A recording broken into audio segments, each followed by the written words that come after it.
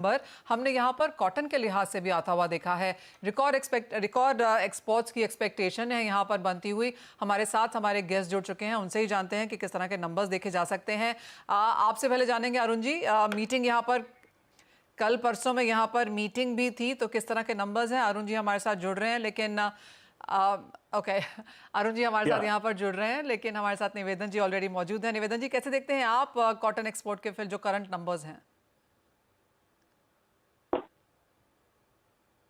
निवेदन जी, कैसे देखते हैं आप करंट कॉटन एक्सपोर्ट के नंबर्स?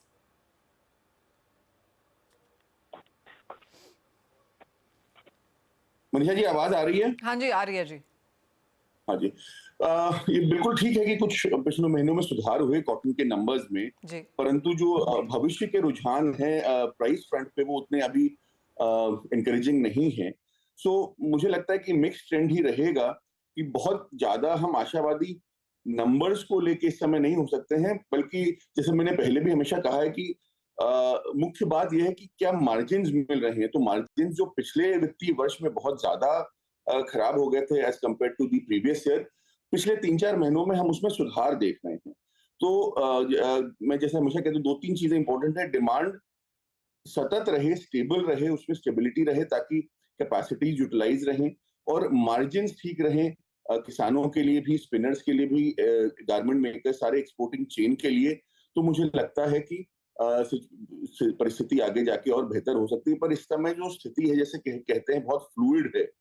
तो 3-4 महीने से हम सुधार देख रहे हैं, पर भविष्य में क्या होगा इस समय कहना कठिन है। विश्व में हम देख रहे हैं 2-3 युद्ध चल रहे हैं, जिसके कारण काफी सेंटिमेंट जो है बाजार के खराब हैं। तो बहुत ही फ्लूइड सिचुएशन में है, जहाँ पे पिछले 3-4 महीने के सिचुएशन से हमको उम्मीद की कुछ किरणें हैं, आशा की किरणें हैं, but I would say wait and watch की स्थिति ज्यादा बन रही है इस समय यहाँ पे।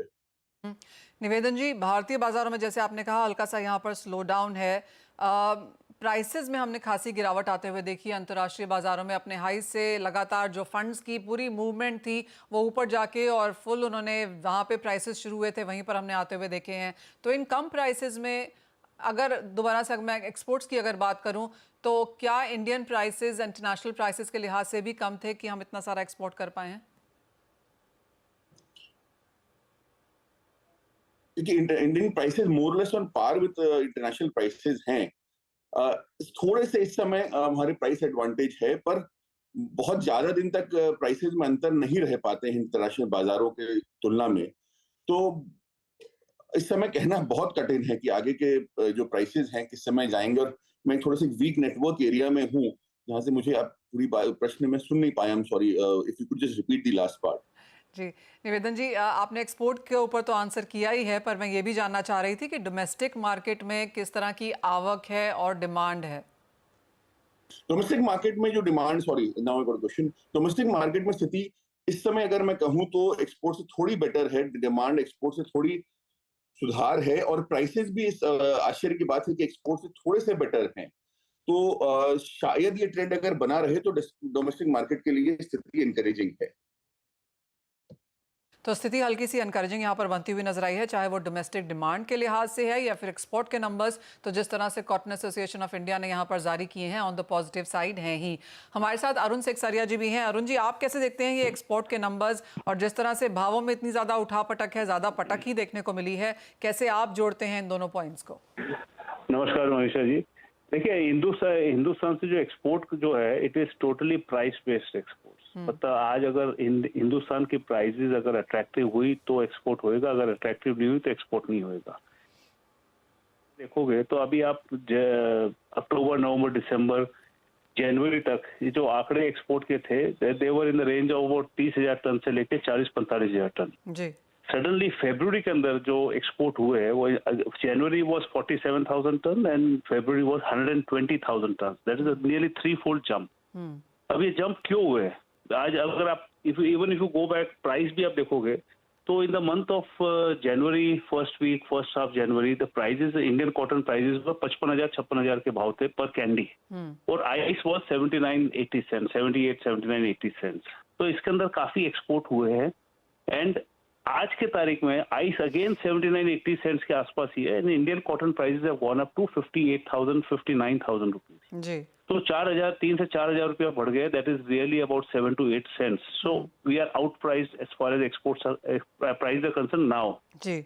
अभी जो फरवरी में जो अपन ने एक्सपोर्ट देखा था 1,20,000 टन का, वो हो सकता है कि मार्च में थोड़ा उस और कमती आएगा. But export is purely based on domestic price और purely based on price. Secondly सबसे बड़ी चीज क्या है जी कि आउट ऑफ दिस 17-18 लाख गार्ड का जो आंकड़े आ रहे हैं एक्सपोर्ट के, उसमें से 70% इज ओनली बांग्लादेश. तो can we sustain this export momentum?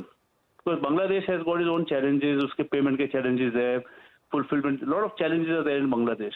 तो जो आदमी जो एक्सपोर्टर बांग्लादेश में कर रहा है वही कर सकता है. नई कंपनीज को एंट्री करना it's very very difficult, challenging. तो China is totally out of circulation. If you see other countries को, Indonesia, Vietnam, they are also not in the buying league at this point of time. तो आगे जाके export ये momentum maintain रहेगा जो फरवरी में आपने देखा एक्सपोर्ट के momentum, is a very big question mark. जी, जैसे आपने कहा पिछले 6 महीने में यहाँ पर करीबन 135% का इजाफा देखने को मिला है एक्सपोर्ट्स में, लेकिन 70% सिर्फ बांग्लादेश को गया है. तो ऑब्वियसली वो नंबर शायद यहाँ पर सस्टेनेबल रहेगा भी नहीं. जैसे निवेदन जी भी कह रहे थे कि जो करंट प्राइसेस हैं, आपको लगता है अरुण जी कि करंट प्राइसेस अब यहाँ पर बॉटम के आसपास हैं? एक बात तो पक्का है मनीषा जी कि टुडे इंडियन कॉटन प्राइसेस, आज अभी एमएसपी की अनाउंसमेंट आने की वेट कर रहे हैं सब लोग. वो मई में आएगी, जून में आएगी, कभी आएगी. New MSP will be announce and everybody is expecting कि एमएसपी 5%, 6%, 7% जो भी बढ़ेगा वो एवरी ईयर के हिसाब से बढ़ेगा एमएसपी. और अगर आइस मेंटेन रहा, आइस के हिसाब से जो फिगर आ रहे हैं कि भाई सब कंट्रीज में क्रॉप अच्छा है. अभी यूएस में थोड़ी समाचार आने लगे कि थोड़ी ड्रॉट कंडीशन हो रही है. बट अभी ये कहना बड़ा मुश्किल है, कठिन है कि इधर ड्रॉट है कि नहीं. But crop condition Brazil, Australia, US में काफी अच्छी होने की संभावना है. तो अगर आइस पे प्रेशर रहा और इंडियन एमएसपी बढ़ेगी, तो मेरे को लगता नहीं है कि Indian prices will come down because MSP is there. So I don't see demand picking up very largely because demand is a very big question mark at this point of time. आज किधर भी माल आप लेने जाइए, बेचने जाइए, माल बिकता नहीं है, कोई लेने को तैयार. ऑलराइट, तो concern going forward it is a question mark. जी हाँ, एग्जैक्टली. आप दोनों ने वही एग्जैक्टली चीज़ कही है, निवेदन जी भी नहीं और अरुण जी ने भी, कि जो पिछले 6 महीने में हमने मार्केट्स प्राइसेस आते हुए देखे हैं वो रिपीट करना यहाँ पर काफ़ी मुश्किल है. डोमेस्टिक डिमांड में कुछ सपोर्ट ज़रूर है, लेकिन क्या हम बहुत बड़ा नंबर आते हुए देखेंगे? शायद नहीं. एक्सपोर्ट में क्या बहुत बड़ा नंबर रिपीट हो पाएगा? वो भी शायद नहीं. लेकिन इंडियन प्राइसेस यहाँ पर एज ऑफ नाउ पैरिटी पे हैं, लेकिन क्या वो आगे जाकर हो पाएंगे, उस पर भी क्वेश्चन मार्क है, क्योंकि बहुत जल्दी यहाँ पर एमएसपी हाइक होने वाली है. और जैसे कहा गया कि 5 से 7% की हाइक यहाँ पर एंटिसिपेटेड है. तो जो ये स्ट्रॉन्ग रन हमने आता हुआ देखा है, इसका शायद एक रिपीट परफॉर्मेंस आगे बनता हुआ ना नजर आए. अरुण जी, निवेदन जी, बहुत शुक्रिया साथ जुड़ने के लिए और कॉटन पे वो डिटेल में चर्चा करने के